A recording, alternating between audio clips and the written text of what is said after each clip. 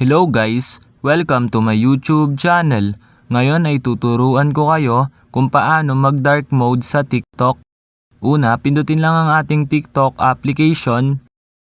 Ayan, then kapag napindot nyo na yung TikTok, ayan, maglo-loading na siya. Mapupunta na tayo dito sa home.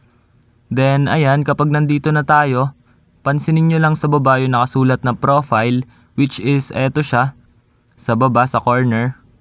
Ayan, then kapag naklik nyo na yung profile, mapupunta na tayo dito. Then, pansinin nyo naman sa upper part, right side yung 3 lines, which is eto siya. I-click nyo lang yan.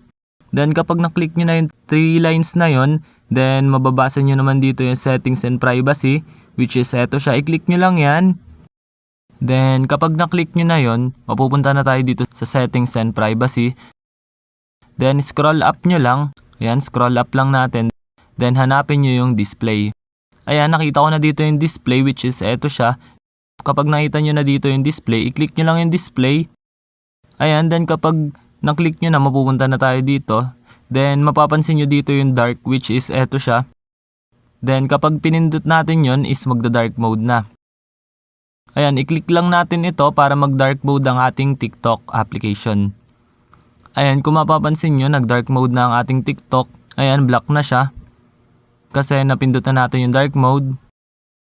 Ayan, ipapakita ko sa inyo. Ayan, kung mapapansin nyo, naka-dark mode na ang ating TikTok.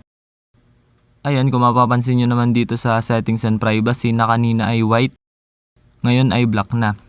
Ayun, ganun lang na madali mag-dark mode dito sa TikTok app. Ayun lang, thanks for watching. Subscribe for more videos like this. Thank you!